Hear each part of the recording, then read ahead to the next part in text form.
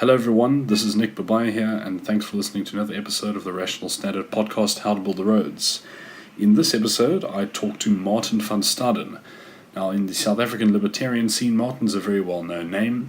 He is naturally the editor-in-chief of rationalstandard.com, as well as being editor-in-chief of beinglibertarian.com, an American libertarian website, which has since grown to become very, very well-known and very successful. Martin is also currently a legal researcher at the Free Market Foundation, and broadly speaking, he is one of the guys in South Africa who I think is very well knowledgeable about libertarian theory, and I think his opinions about things are always very well thought out and very intelligent, and so I was very happy to talk to him today about a number of issues. We spoke about the land issue in South Africa, which has been on our news, and also the Democratic Alliance, who have recently had a policy conference, were discussed at great length and criticized, I should also say, quite greatly by Martin, but I'll leave you to listen to his own thoughts. If you want to follow us on Twitter, follow us at Rational Stand, give Rational Standard a like on Facebook, or join up on our email list on the website. If you want to follow me on Twitter at Nick Babaya, NickBabaya. Otherwise, tune in for some more episodes. I think we got some interesting stuff coming up soon, although I won't say specifically. But please enjoy this episode where I have a very interesting conversation with Martin van Staden. Martin, thanks very much for coming onto the show to discuss some issues in South Africa. How are things on your side there? Well, busy as always since late February when this all property expropriation without compensation thing was announced. My work schedule became fully filled up, so it's been hectic since then. It's otherwise it's going well. Are you still at the Free Market Foundation?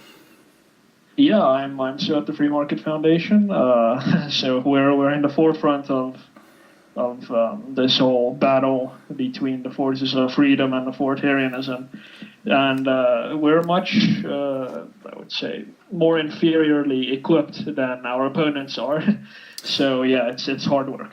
Yeah, I can imagine so. Well, look, I mean, the Free Market Foundation is an organization of which I'm a massive fan, so I always appreciate the work you guys do, and we'll touch on the issue of land a little bit later in the show.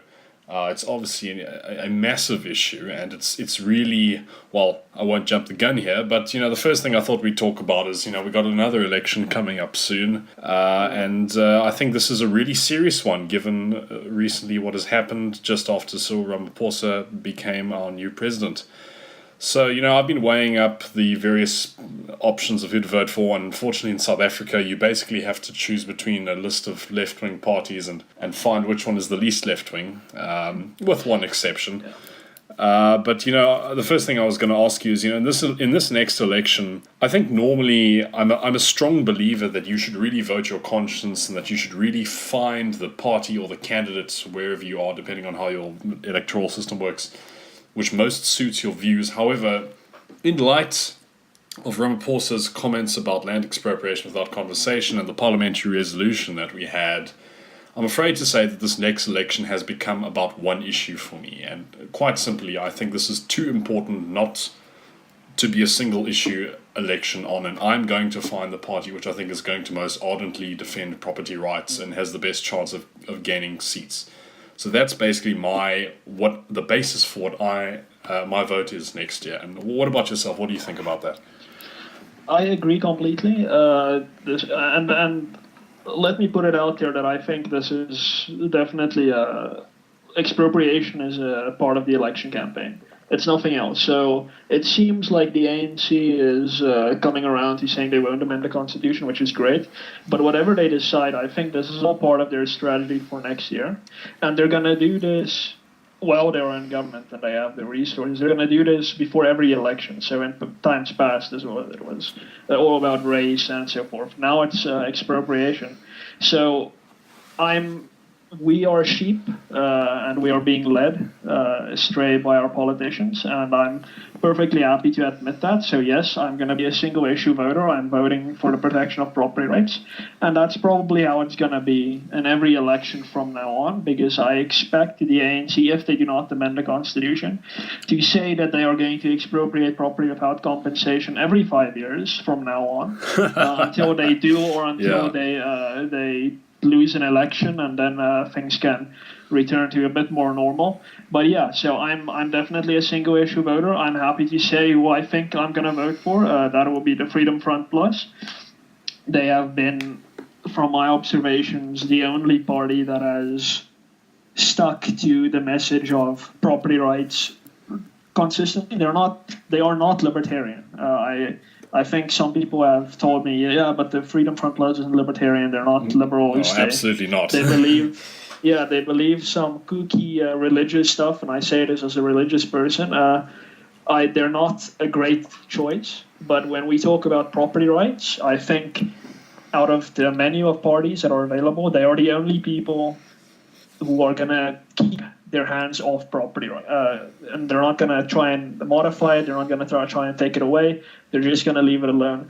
I only trust them with that. I know COPE and the ACDP and the DA also voted against expropriation without compensation, but after the IFP voted for it, my trust levels in any policy position of any party are very low. So I am not convinced that COPE in principle believes in property rights. It may be that their current leader, who really stood up in Parliament for property rights, which was great. I think he's done. He's I don't know. He seems to be a bit of a pariah now among the trendy tyrants. But yeah, so he stood up, but I think that if he goes away, then COPE will just vote with whatever trend there is. I can't confirm that, but that's the feeling I'm getting. The ACDP, it's a very... I don't know where they stand on a lot of things. They seem to come around in our political news whenever we start talking about Israel, because they're the only party that'll actively defend Israel. But I mean, they are a bit ambivalent otherwise. Yeah, I like that they support Israel. I'm a big Israel supporter. I like that they supported property rights. I heard a talk by their leader the other day. He's also very much in favor of property rights. But again, if he leaves, and he's not a young chap, who is to say what's coming up after him? And I know for a fact that their national chairperson, I do not recall her name. She is a white lady who believes in the whole white privilege, male privilege, postmodernist narrative. She's very much into that. That's the national chairperson of the ACDP. So I cannot vote for someone who allows someone who believes in that to get that far in their party ranks. And of course, at this stage in my thinking, I cannot bring myself to vote for the Democratic Alliance. I like what I've been seeing recently. I like it a lot. But then again, I've also seen among their youth leaders, who are the next generation of DA leaders, it's not a classical liberal slate. Most of them, or most of these who seem to be climbing the ranks, seem to be completely left-wing, and I don't mean center-left. They are left. They believe in the socialist narrative. Some of them came out against this new resolution by the DA to provide for job seekers exemption certificates from the national minimum wage, which is, if there's a word for that, it's progressive. It is a progressive policy because it's all about ensuring that the unemployed, the weakest class imaginable currently in South Africa, can get a job. It is an extremely progressive policy. And these socialists are coming out against it. They're DA card-carrying members in leadership positions. They are against that. And yeah, I've interacted with these people. They do not believe in individual freedom as you and I understand it. So I have very little confidence in the future of the DA. I don't think they're going to stay as committed to property rights as they currently are when the current generation of leaders moves away. And they will become left-wing unless there's some intervening event in between, which is also possible. But yeah, so that's basically my thinking why the Freedom Front Plus is the party that I think I'm going to vote for. Something may change. But yeah, they don't have a great history. They are the descendants of the erstwhile Conservative Party, which was the apartheid party. They thought the National Party was too progressive, too liberal. And that tells you something. Yeah, but But luckily, they don't seem to want apartheid back. They're very much about protecting the Afrikaners. But that's a complete aside to me. What I am going to vote for them for is I know that they are not going to try and touch the property rights provision. And that is really the most important thing currently on the political menu in South Africa. Yeah, well, look, I 100% agree there, and I think ever since that resolution passed in our parliament and it became it turned to sort of DEFCON 1, I've also taken this view that this next election, in my opinion, is too important not to be a single election. I mean, property rights is just something which is so fundamentally basic to the prosperity of humanity. I can't think of a single society on earth which has not prospered without some sort of property rights, and it would just be... It seems insane. I mean, the thing which makes me nervous is that I think you made an interesting point earlier when you said you thought it was just a bit of a campaign point for the ANC, because no doubt their vote share will increase. And in my view, I think the EFF is going to take a bit of a knock from this. And the reason I think that's the case is the phenomena of the EFF. So in other words, a splinter party coming out from the majority party, which is more extreme in their ideology, is something which we can look to Europe to see many times. And I think it's quite interesting to compare the rise of the EFF to the rise of UKIP in the United Kingdom, where you had this sort of contingent of the Conservative Party, which was one of the two major parties in the UK, which was Eurosceptic, but not enough. It wasn't like a major political talking point. And then all of a sudden UKIP came and they won a European election and they became the third largest party. They overtook the Liberal Democrats, and so David Cameron became very pressured on the Eurosceptic question, and he finally said, fine, we'll allow for a referendum on whether or not to leave the EU. I hate to go off topic here, but it seems to be a similar thing that is happening now with the EFF and the ANC. Oh, by the way, after that referendum happened and the UK voted to leave, UKIP's popularity was absolutely decimated because their reason for existence and for support in the first place went away. Now, likewise, EFF from day one has been talking about white monopoly capital and land, take back the land, obviously for themselves, but people fail to read their manifesto, which is online. And I would suggest that anybody listening to this go to the EFF's website and just go on the drop-down menus and read their policy on land, and you'll see for yourselves what they actually want. But I think that now the ANC has seen the rise of the EFF and the threat which the more extreme left-wingers in this country have to their popularity. They're going for this, and the EFF will take a bit of a dive, in my opinion. But it'll be, to the ANC. I don't really see the EFF support going anywhere else. Anyway, as for who I'm voting for, originally, I was in the same camp as you. I looked at the political parties. I was considering the IFP, and then they voted for the resolution, and so that went out the window. I was looking at COPE a little bit. I was really impressed with the way Mosiuoa Lekota was speaking from the lectern in Parliament. In today's age where we have in South Africa ethnic nationalism as a legitimate political ideology, it was really, really encouraging for me to see Lekota stand up on the lectern there and say, Mr. President, who are our people? That was just I thought that the speech he gave was so powerful, and obviously he got heckled for it to death, and, but poor guy. But I was really impressed by that. But unfortunately, COPE is, once again, it's like one of these good governance parties. It's like, vote for us, and we will out all the corruption, and we will get things done. No thanks. Not quite good enough. DA, so that left the DA. I have to be honest. I think the DA's response to the resolution when it was passed in Parliament was freaking horrendous, man. I mean, this is something so serious, and this opposition party's best response was, it will not be conducive to a growing economy. I mean, can you believe it? It's like going at slavery. Yeah. I don't think we should have slavery. It's not conducive to a growing economy. It's like the most sissy response you can give to something which is just an extremely big issue.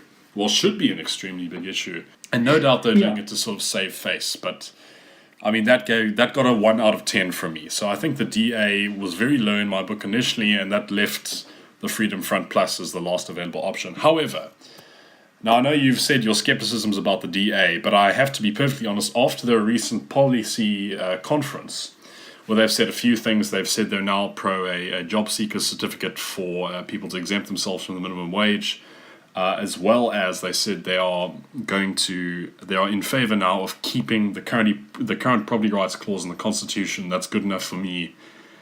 I don't see much reason to kind of have a major problem with the DA, and I'm talking purely on property rights here. I think to sort of have a big, after that policy conference, they're back in the running for me. Let me put it that way. Do you think I'm being unreasonable here? Let me ask you that. So one of I'm definitely also going to be a single issue voter, but I have a little bit of an agenda as well going into next year's election. Yeah. And that is, I think it's very important for the Democratic Alliance to get some kind of punishment. Yes. If it increases its vote share, then I believe 100% that they are going to say, oh, okay, so our populism or our experimentation with populism over the last couple of years, it has paid off. It's worked. We don't need these old liberal nonsense principles. Who needs principles and values?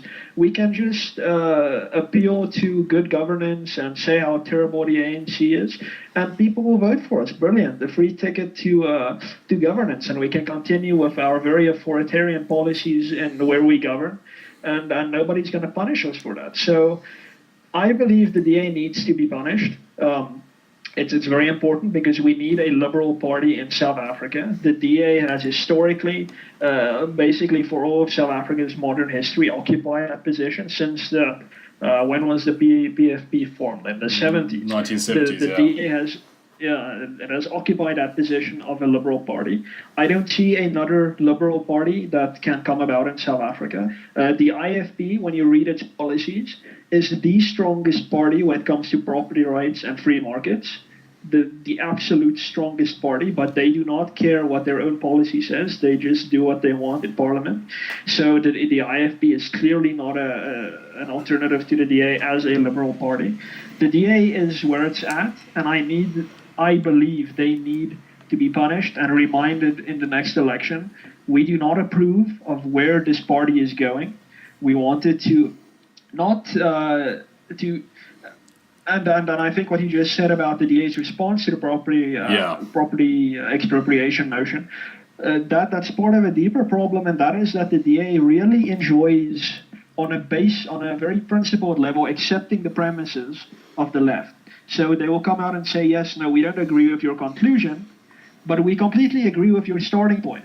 And there's a lot of problems with that. So they believe that property rights are key to a growing economy, but they completely ignore the moral issue. So they've already essentially said that, yeah, I mean, freedom of speech is very important morally, but property rights, it's an economy thing. Let's just get that right and ensure that the economy grows. So they've already accepted the premise that there's a difference between human rights and property rights. Some clinical thing that doesn't really matter. And when you look at their rhetoric, you can just see that they accept the premises of the ANC. And I mean, it's no better manifesto than this Winnie Mandela thing. Now, I have a little bit of a rule to stay out of the Winnie Mandela thing. Yeah, me but too. Just to draw attention to a thing that the DA did is that in 1999, and Gareth van Onselen wrote an article about this in Politics Web recently, in 1999, when the Democratic Alliance was still the Democratic Party, it had its campaign in 1999 was to some extent built around opposing Winnie Mandela. They said this woman needs to stay out of power because she's terrible, vote for us. So now we're 20 years later, now Winnie Mandela is a brave and courageous great woman, according to Moshe Maimane. So for some reason, the institutional memory in the DA is gone. It's just gone. They don't recall their own liberal history. And when you talk, I mean, for some reason, I gravitate towards these DA groups where some of their higher level people are involved. When you talk to some of these people, you quickly notice that you are not really talking to a liberal. So I think there are classical liberals in the DA who are keeping the party, we can say, on the reservation of liberalism. They're on the edge. But the moment these, and I mean it's a very small group, when the moment they leave and they're Do you old, think? Sorry to believe me, interrupt. they're very old. Yeah. Sorry to interrupt quickly. Do you think that there are classical liberals who occupy the higher positions of the DA, like members of parliament even, or do you think it's mostly Oh just yes. sort of, oh, okay, that's No, good. no, there's members of parliament. There is definitely a faction, not a teeny tiny faction, a respectable amount of DA members who are really they're classic liberals. They obviously won't say so, which to me is perhaps the gravest tragedy of the DA. The faction that needs to be making the most noise is completely silent. But of course, they don't want to lose their jobs, and I guess they misunderstand the political reality of South Africa. For some reason, it seems that electoral scientists or whatever, these consultants, I think they are telling the DA, listen, if you don't go socialist, people are going to leave you. So to me, that's incredibly racist. I mean, there is this underlying assumption that black people equal socialists. For some reason, if you're black, you have to be a socialist, and therefore, if we want black voters, we need to be more socialist. I mean, that's ludicrous to me. I don't know why the DA can't say, hey, we have a liberal idea, let's market it to the people, convince them that it's a good idea, and then they'll vote for us. I don't know why that is not present in the discourse around the DA. So yeah, so they probably sincerely believe that if they make their liberal views, if they manifest them more strongly, they'll lose votes. So yeah, they're there.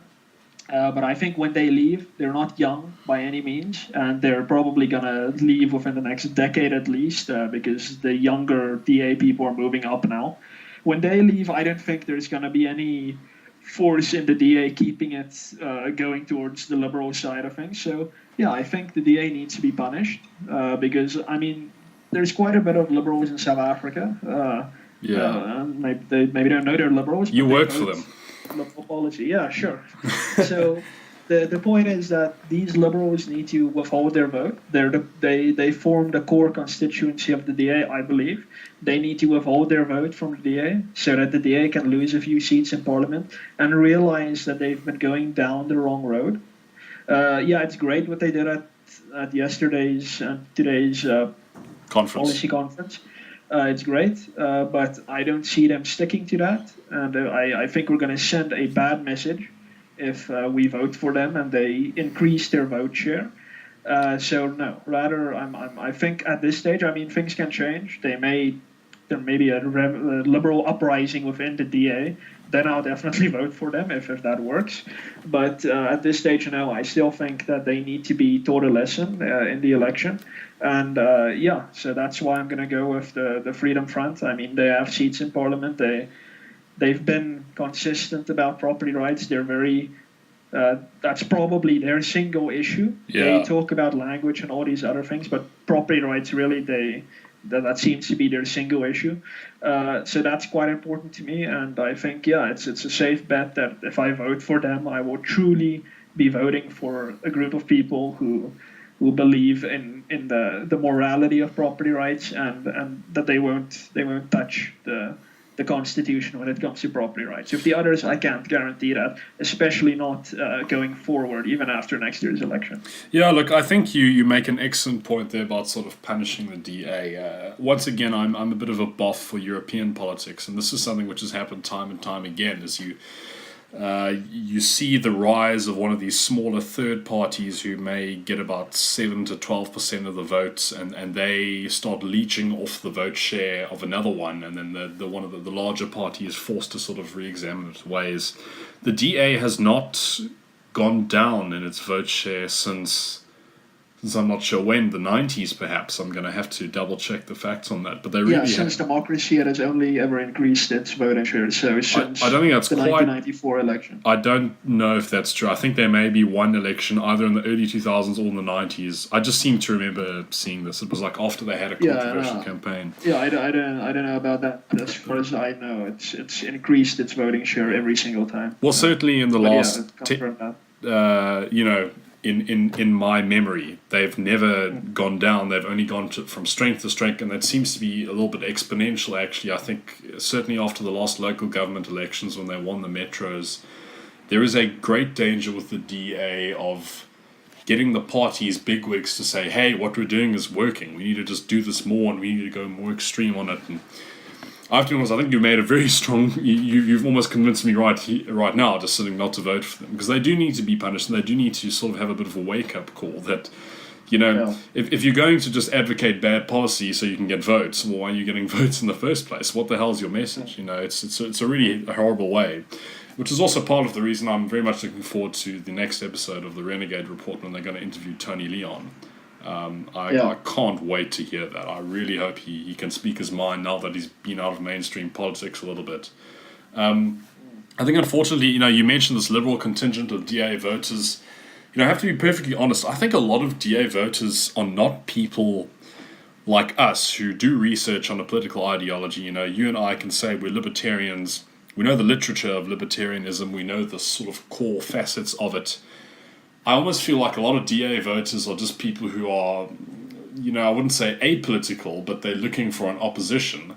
And they don't really have an ideological structure. They don't really think in terms of, I believe in this, this, and this. They think it's more like, I will vote for the party that can govern well and will beat the ANC, basically. The problem is that it's no use beating the ANC if you're going to replace the ANC with the ANC 2.0. So that is also a great danger. And, I think I'm tending towards voting for the Freedom Front. As you said, they're by no means a libertarian party. But it's a sound vote in favor of property rights. And that's all that matters, really. I've been telling my American friends, and there's been a lot of, misinformation on the land expropriation issue. Unfortunately, I've seen multiple false reports. Not false, but just making glaring mistakes, which could be corrected if they just did a tiny bit of research about the issue of land expropriation in South Africa. But it's, people listening to this, it all comes down to whether or not 2/3 of our National Assembly is in favor of this. That's all the next election is worth, because if they are, we are going to be like Zimbabwe in the early to mid 2000s. And that's, I've got nothing really to say. I mean, it's an easy choice, people. Come on. I wanted to move a little bit to the DA's recent policy conference. I think it's a little bit early. We've already seen a few policies that they've come out with. But now, you've obviously gone on a bit of a criticism of the DA here, and I think it's not unwarranted. I think I certainly agree with what you're saying.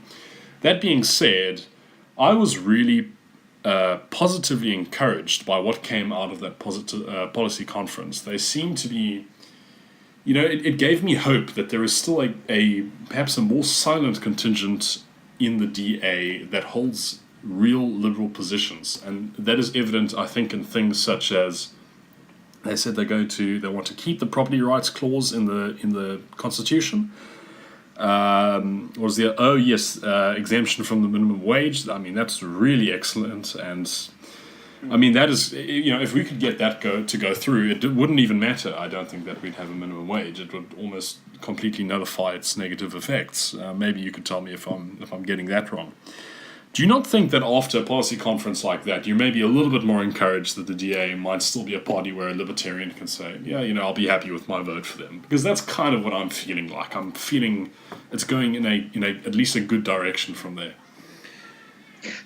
So let me just talk about the exemption certificate first. Yes. A lot of people, especially in the DA, that's what I've been seeing. The young guys who study at the University of Cape Town. They really need to shut that place down, for goodness sake. But these people, they think that this is a terrible exploitation. It amounts to essentially circumventing the minimum wage. That is not how an exemption certificate works. An exemption certificate is when you're unemployed. You do not have a job. You are earning R0 every month, every week. You have absolutely nothing. And when you want to get a job, the employer says, I would love to give you a job, but I am not going to pay you who do not have any skills, you do not have a matric certificate. I'm not going to pay you what the minimum wage is. I would love to pay you a little bit less, and then in a year or so we can talk about increasing your wage when you've gained a bit of experience on the job. But I cannot out the door pay you that amount. I'm sorry, goodbye.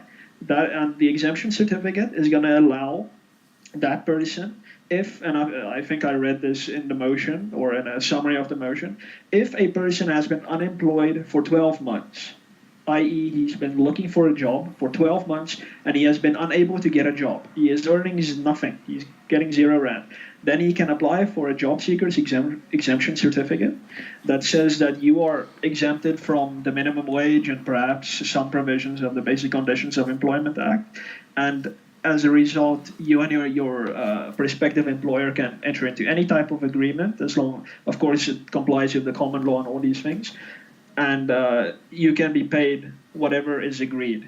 There we go. You no longer earn 0 rand, you earn something, and that may build up until you eventually earn more money. That does not mean the minimum wage is being rejected. It means that for a while, I guess the certificate will only be active for a year or maybe 2 years. After that, your employer will need to pay you the minimum wage. This is a measure that is aimed at ensuring that the unemployed get paid something. They need people need a job. We have 9.4 million unemployed people in this country. They need jobs, whatever is being paid. So people already have jobs. They still need to be paid the minimum wage. And it's key to emphasize this.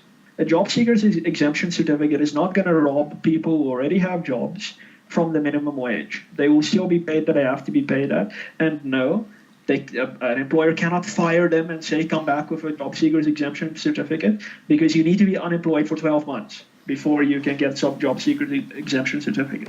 So if employers want to do that, they'll need to fire their employees, wait a whole year without doing anything, and then they can come back and then they can pay them less. That is going to be a complete abuse of the process. No government is going to allow that if they have minimum wage, and it's not possible commercially if you have to wait 12 months. So that problem is gone. There is absolutely nothing bad about a job seeker's exemption certificate. Like I said earlier, it's a completely progressive policy. Communists, socialists, all these people need to be very excited about this as a policy, because it is only pro-poor. It is not pro-business, because, like I said, you can't get around the minimum wage only for giving jobs to the unemployed, which is going to only help them. So yeah, it's completely irrational for these trendy tyrant bloody leftists to come out against the job seeker's exemption certificate when it's such an obviously progressive policy. Okay, yeah. So yes. Thank you for clarifying that, by the way. I think a lot of people didn't really know what this entails, but from what you've now explained, I mean, for me, it's almost a little bit comical, because if they even need one, well, then why are you pro the minimum wage in the first place? But anyway, keep going. Don't let me interrupt. Okay, so the policy conference, yes, I'm encouraged by what I've seen. I am very encouraged by the fact that they adopted the job seekers exemption to certificates. I did not expect it, to be completely honest. I was really surprised. I expected that they would say they want to defend Section 25 as it stands. They've been clear about that, so it's great that they resolved on that, but I expected that. And I'm glad they rejected the strict quota system for their internal positions. So they're not going to apply a complete affirmative action thing that goes against individuality in the ranks. That's great and all. We'll still need to have a look at what their other resolutions were. I only know about these 3. I really want to know what else they decided. So it's kind of encouraging. But like I said, I think this was perhaps one of the last kicks from the classical liberals in the DA. The new leaders, they are not being trained to be liberals. From what I've heard about their, what they call it, their young leaders program or something. And, they have these programs and stuff. I know some people went through it. It's not classical liberal stuff that they get taught there. They are taught to favor the German social market economy. That is not a free market economy. It's a kind of free market, but with a heavy social welfare state involvement and some regulations. They're not being taught the pure Well, the thing morality. is, I mean, I saw a tweet from some DA bigwig. I don't know if it was an MP or Musi Maimane or someone. And the tweet went something along the line, it might even be the DA's main account, I'm going to have to find it. Went something along the lines of, how can you say you are in favor of young people getting jobs if you are not in favor of, and then some subsidy or something like that? It's some government program. And when I saw that, it really, again, I see it like that from the DA, and I'm like, oh, geez. Oh, things are not going good. So I get the point that voters generally aren't, they're not, they don't really know the philosophy underlying the policies of parties and the philosophy surrounding their vote, their electoral position, the office of the citizen or whatever. But it is imperative for political party leaders and functionaries in the party, especially those who are moving up through the party, to understand these things at the philosophical level.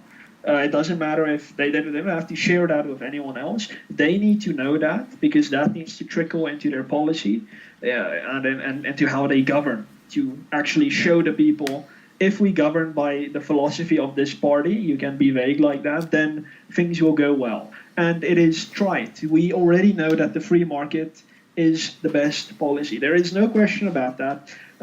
You can talk about the poor and so on.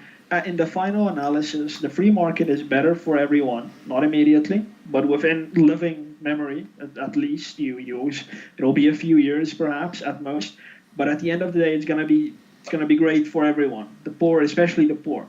Well, not all of us, but we notice, and the DA is supposed to notice, and they are supposed to teach their up-and-coming leaders, their youth leaders, their DASO leaders. They need to teach this to them, and if they do not, and if these youth people do not agree, they need to leave, or they need to be made to leave. Because if they are left inside the party, as they are being left inside the party, the classical liberals who seem to have driven this final policy conference, they will be gone soon, and they will be replaced by people who will inherit this policy, and they'll be like, yeah, it's okay, but we're a bit more woke now, and we're going to change this, and we're going to change that, and maybe, property rights, it's such an antiquated concept, let's try state custodianship, because that's progressive, and the public interest, and all these things. They will do that. I can promise you they will do that while you and I are still alive, very, very soon in the electoral future.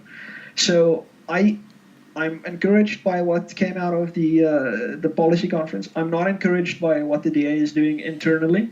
They are not training their youth leaders in the ways and philosophy of liberalism. I'm not saying they should teach them to become libertarians in the tradition of Murray Rothbard. I think I'm they not should. saying that. Yeah, well, that would be great, but that's not what I didn't expect that of them. I expect them to. Everyone in the DA needs to understand John Locke, basically. Yes, of understand course. What he wrote about. Understand why what he said is right. You cannot be a liberal and say that John Locke was. There's things that he said that were wrong, but on a very basic level, you cannot be a liberal and disagree with what John Locke said. Then, obviously, I would add Frederick Bastiat. If you're a liberal, you need to have read the law, and you need to have appreciated the implications of what Bastiat wrote in the law.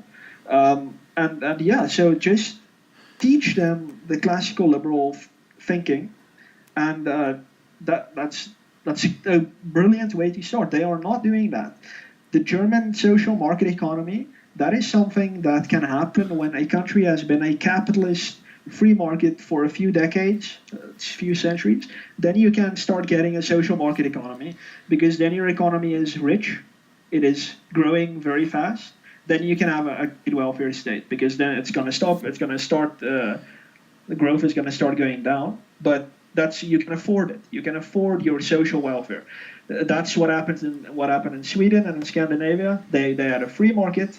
for a very long time, and then in the 60s, or is it the 80s perhaps, they instituted a social market economy with extremely high taxes and extremely generous welfare because they can afford it.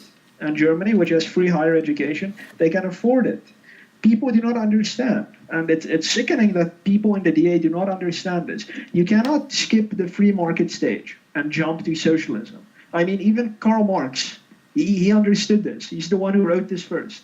You need to go through the capitalist phase first. South Africa has never gone through the capitalist phase. I do not care what they say about apartheid. Yeah. Any reasonable person who understands basic concepts knows that apartheid was not capitalist. It was not a free market. Give me a break. We have never had a free market in South Africa. We cannot afford these grand projects, whether it's a grand project of the ANC or of the EFF or of the DA. The DA's grand projects will also not be affordable in South Africa. So we need a free market. The DA needs to be for a free market in very unambiguous terms. And then, I mean, when I'm dead in 70 years, perhaps if we've had a free market for 70 years, perhaps then they can start talking about a social market economy. That would perhaps be more appropriate. It's insane to talk about that now. We cannot afford it. Our rich people are leaving. They are offshoring their, especially with the expropriation thing, they are taking their wealth out of the country. You can look at Davy Ruud, his talk at the Free Market Foundation recently. It's on the FMF's YouTube page. Is that the one where he talks about the budget? Yes. Oh, okay, he cool. mentioned there that, I mean, he has a wealth consulting firm or something. He said that he's basically, all his clients' wealth is being taken offshore. And I think if you talk to any politically conscious wealth or asset management firm, they're going to tell you our clients are taking their wealth offshore. And that is why we needed a VAT increase. That is why we're getting a carbon tax. That is why they're talking about a land tax. Because the wealth is leaving. We have fewer and fewer taxpayers in South Africa. We cannot afford these grand projects. Whether you're a DA member or ANC member, we cannot afford it. And sooner or later, at some stage, it's all just going to come tumbling down. A mass of people would have left. And then we're going to have big problems. Because when the ANC can no longer generate revenue, when you do have money, I think the guns are going to come out in a very literal sense. Then we're going to join our African brothers and sisters as a proper African country then.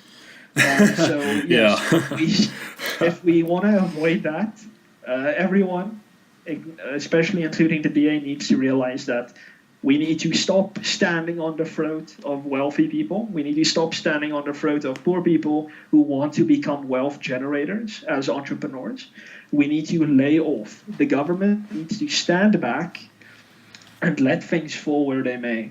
It's not a very politically popular thing if you put it like that. There are ways to package this thing. There are ways to ease ourselves into that situation. I'm not saying abolish all welfare. I'm saying that stop talking about increasing any kind of grants, especially if that's going to come with a greater price tag for the taxpayer. I'm saying abolish several departments, the Department of Sport and Recreation. Yes, that's also my first one. It should be obvious that we cannot afford such a luxury, even if it only costs 500 million a year. It needs to be gone. Arts and culture. Arts and culture needs to be gone. Women, children, and people with disabilities needs to be gone. The police are responsible for protecting women and children from abuse. I don't know why we have a whole government department that's dedicated to this. Consolidate the two education departments. Yeah, either consolidate them or abolish the Department of Higher Education and let higher education be private. I mean, I know that's not going to be popular. That's but, a little bit radical for now, I'd say. Save money.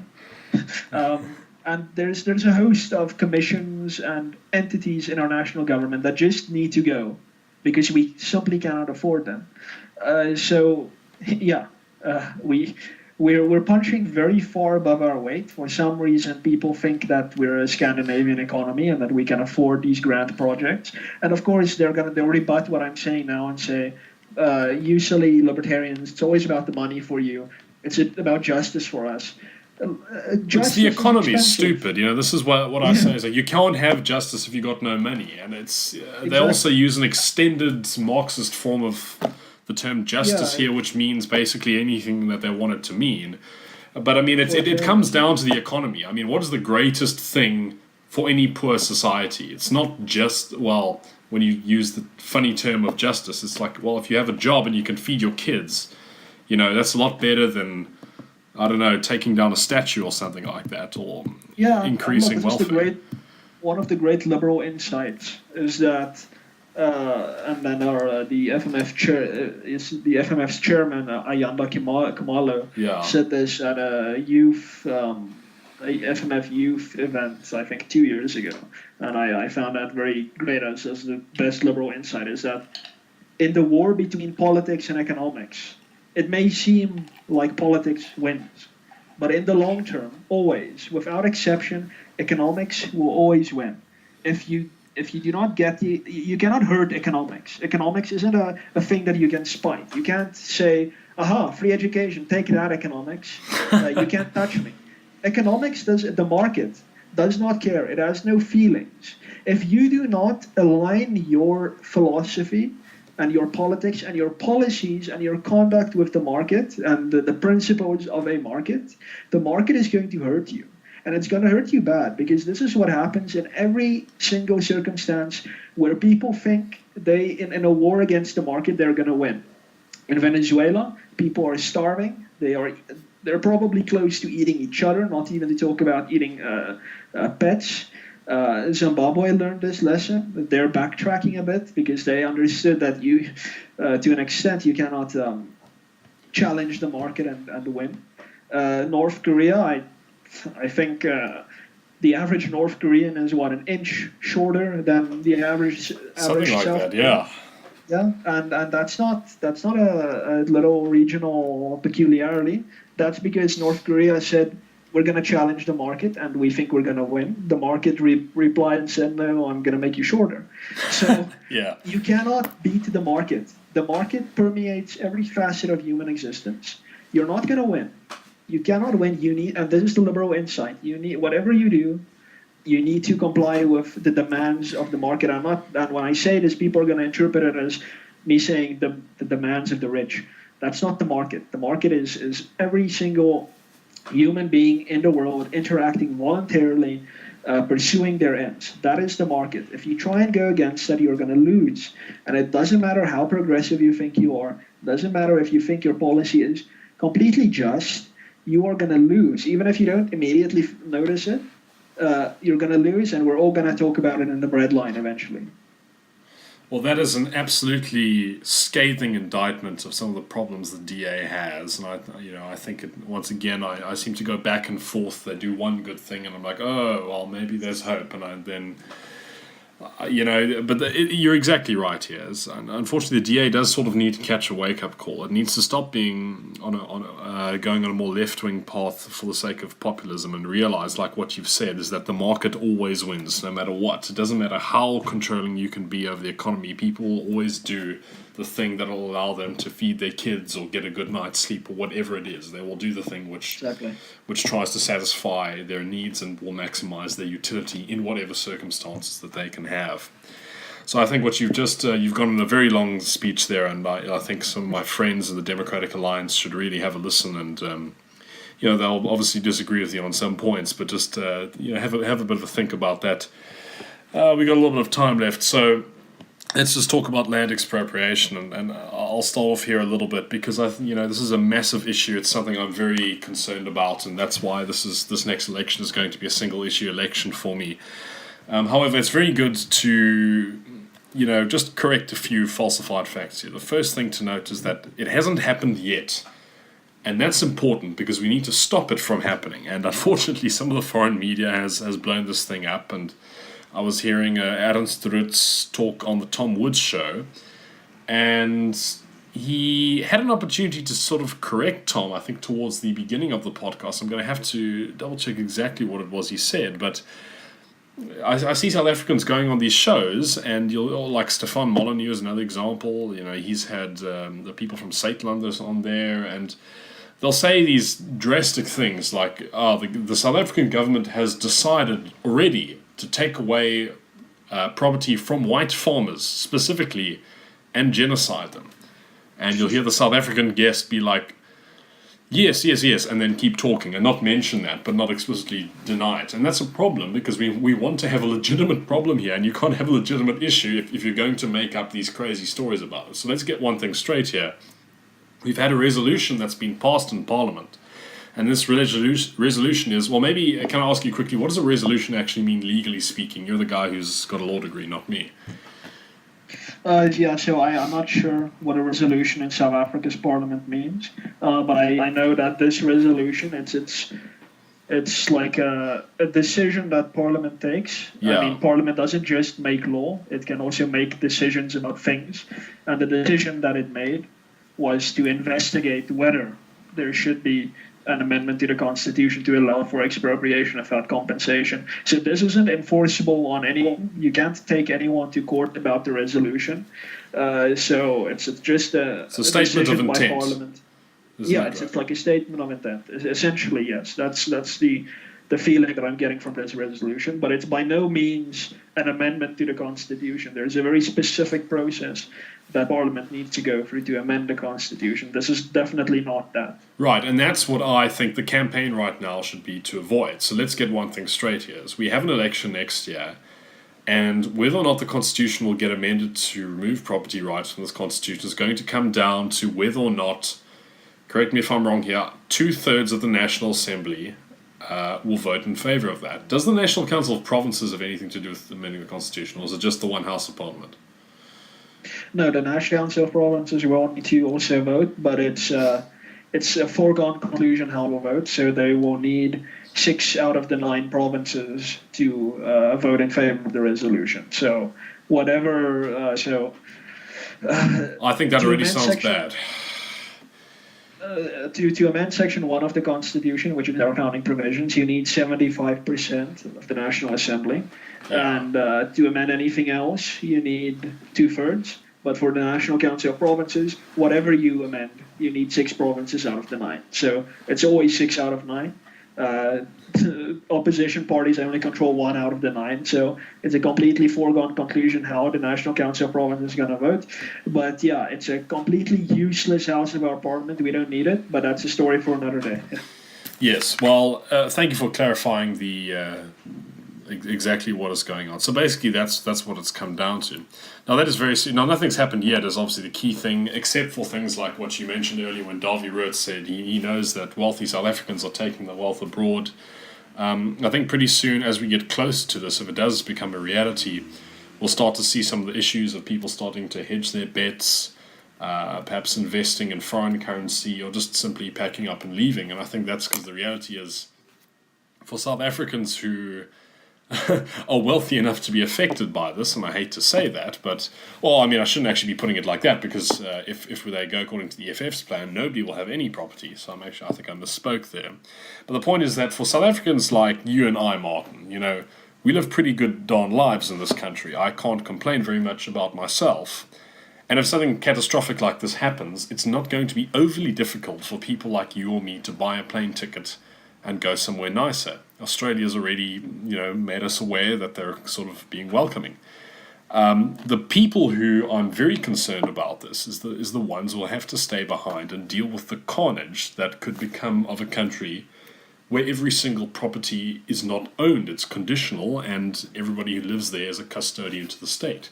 So in my view, this is really the campaign that should be fought domestically and abroad. I'm very concerned about people like Stefan Molyneux putting up a video talking about genocide in South Africa, which in my view is just a ridiculous conspiracy theory. It's not something that we need to be dealing with right now, because it's now a straw man of the left. They can, if I say I'm concerned about property rights, they can go, oh, don't be ridiculous, there's no genocide. And this is not a freaking problem that we need right now. So I mean, that's what I would think about that. So just quickly on the issue of the EFF versus the ANC, the ANC does not have a position on the state becoming the owner of all property. Jeremy Cronin went to great lengths to explain this at the recent National Land Forum. It's nice of him. Whereas the EFF says that the state must become the owner of all property. To me, there is a distinction without a difference here. because the ANC says expropriation without compensation, and if that is adopted as a amendment to the Constitution that amounts to just taking away the compensation clause. So there's another way. You can add something and says, under these circumstances, property may be expropriated without compensation. That's second prize. That would be great if they do that instead of just taking away the compensation provision entirely. But if it comes down to taking away the compensation provision entirely, technically that does not amount to taking away property rights, but only technically. Because if you have quote-unquote property rights, but the state has a right to take that without paying for it, that is not property rights. And that is why the difference between the ANC and the EFF is superficial at best. Because the state may as well be the owner of all property if it has the right to just take without paying. Because that is complete insecurity of tenure for everyone. And this for everyone bit is important, because this is what our, I don't want to say representatives, but the people that are currently going out to talk to foreign investors and to foreign governments and to foreign thought leaders are saying, is that this is going to be something where white people's property are taken. So let me make this clear. Any amendment to the Constitution will be non-racial. There will not be an amendment that says white people's property can be taken without compensation. This amendment is going to be non-racial, it's going to be race neutral, it's going to be collective neutral. Everyone's property is going to be at risk. And it's important because in the beginning, it may be a few white farms to get the socialist excitement juices flowing among the proletariat. But when the economy has collapsed and everyone's poor, there's no rich people around, do you really think that President Malema or President whoever is going to think twice about expropriating the property of a black person, especially if that black person is in some kind of opposition to the ruling class? You can expect to see some serious political, or should I say, sounds like the beginning of a civil war. Yeah. Political suppression, suppression of opposition voices that will come on the back of any kind of amendment that takes away the requirement to pay compensation. You can think like think tanks will be raided and their property will be seized because of they're committing fraud or something, and no compensation will be paid. Property is fundamental to everything.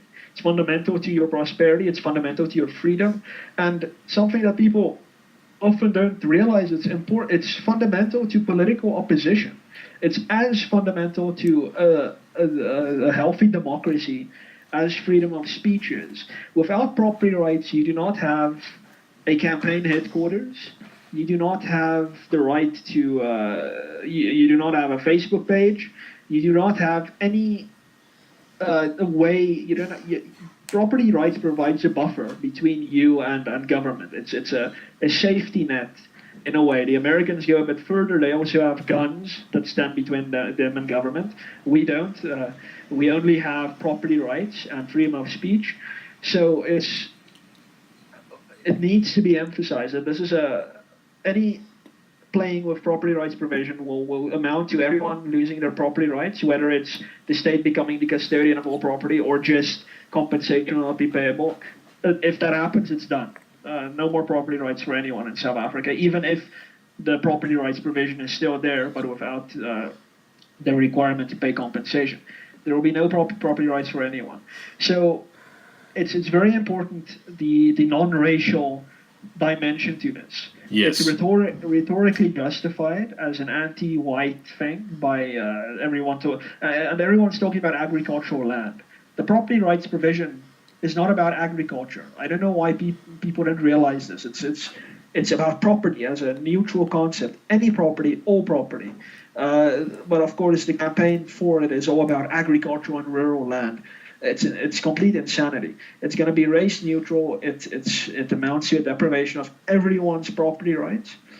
And we need to get the message right, because if this becomes as it already has, if it becomes an anti-white thing in the global press, then it gives the left the. It gives as the you left said, a scapegoat. They can Yeah. then justify doing it by saying, "Oh, look, it's an anti-white thing. It's fine." Yes. Yeah, but this is the problem. No, Is no, what are you going to say? No, but it's not necessarily that they would say it's an anti-white thing, so it's fine. It's about they're gonna say it's a conspiracy theory Yes. because Yeah. it's simply not true that this is aimed at whites when it comes to a legal aspect. Of course, politically it's aimed at whites, but it's not going to stay aimed at whites forever. Property rights, if it's taken away, it can be anyone is going to lose their property if the government so deems. So internationally, as we've already seen people are leftists, international leftists, Americans, British, they're already writing op-eds saying that this is a complete loon fest. These are a bunch of privileged whites just trying to push a narrative that's completely false. And it's true because it's false, that it's not aimed at whites. We need to get the message right and say that this is a government that is exacting tyranny upon all of its people without distinction based on race, because it's about to deprive everyone of property rights. That is what it is doing. That is what the language of the amendment will amount to if the amendment is just amounts to taking away of the compensation clause. That is what it will be, a government exacting tyranny on everyone. So if we make this a white versus black issue, we've already lost. We've already lost if this becomes white versus black. And that is why I go to great lengths in any interview that I do, in any article that I write about expropriation, is that this is not a racial issue. Anyone who feels uncomfortable about coming on board in favor of property rights because they feel it's a white thing, don't. Property rights, it's like money. It doesn't care about your race. It is simply fundamental to any kind of freedom for anyone. It's a completely non-racial thing. This amounts to a great tyranny upon everyone in South Africa. It's not a white versus black thing. It's not just about farms. It's about all property. And I mean, I think some of the first things that will probably happen is that the government will expropriate intellectual property without compensation. That is what I personally think are going to be some of the first properties that's going to be expropriated without compensation, intellectual property, because the government has made a big issue about, for example, when they need to supply textbooks at universities and schools, they complain that international authors are charging insane rates. Yeah, great. So the first thing that's going to be expropriated are intellectual property rights. That's going to happen, and it's going to be non-racial. So people need a lot of clarity on, especially outside South Africa, but also inside. A lot of white people in South Africa think that this is just a black government coming at them, which is it's such a muddling of the facts. And unfortunately, I did hear this in some of the interviews that were done by some libertarians. Yeah. It's framed as the black majority is trying to deprive the white minority of property rights. That's a very unfortunate way to go about it, because this is the majority of black people are not trying to take away anyone's property rights. The ANC government, and I'm speaking under correction, I think they only have a mandate to govern from around 39% of the eligible electorate, because not everyone voted. A lot of people didn't vote. So I think their mandate is far below the halfway mark to constitute the majority in South Africa.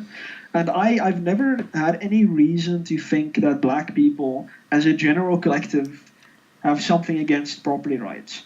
It's without a doubt true that the EFF and the ANC are appealing to represent the black majority. I don't think that's true, and it's usually black politicians saying these things. But yeah, exactly. You don't need to dig too deep to find a white intellectual sitting behind these parties saying the exact same thing. So it's not that the black majority, this hive mind collective, is now coming for blood from whites. That's not happening. When you look at the research by the Institute of Race Relations, less than 1% of their black respondents said that the land issue was a top priority for them politically. They care more about, I think the two biggest takers was education and joblessness. That's what the black majority cares about. They want jobs and they want a good education. Now, when less than 1% of black respondents in that research said that the land issue is their biggest concern, of course you cannot say that the black majority is now oppressing the white minority.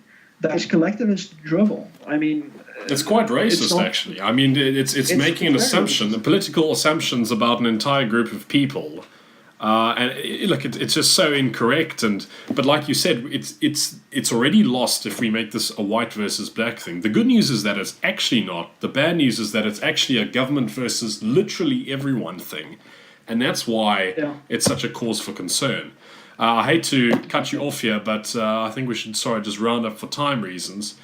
In the end, look, from my side, I just want to say I think it's been a very productive conversation. If there's anybody internationally who's listening to this, I hope you can now understand that the situation here, it's got nothing to do with race, it's got nothing to do with tribal warfare between various ethnic factions in South Africa. All this is about is the ability of the citizens of this country to be able to own stuff. And this is anything. And we're talking about, Martin mentioned intellectual property. It could be the desk that I'm sitting at right here. If the property rights clause gets removed from our constitution, anything that we own becomes conditional to the government, and that is a recipe for ultimate disaster. Martin, thanks very much for coming on. I think it was a fantastic conversation. Thanks very much. Yeah, thanks for having me, Nicholas. It was great. No problem. I'll be keen to chat again sometime about, maybe we can come back after the DA's been more concrete about what their policies will be. Definitely. Cool. Thanks very much. Thanks for listening to this episode of the Rational Standard podcast.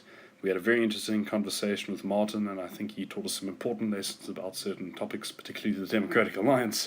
I must say it was quite a stunning indictment of them. But besides that, this is just a reminder to give us a like on Facebook. The name of the page is Rational Standard. If you'd like to read some more of our articles, you can sign up to our mailing list, and you can do that online on our website, www.rationalstandard.com.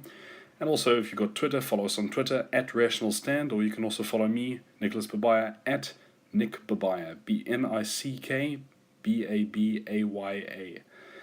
That's all from me. I'll see you guys next time. Thanks for listening.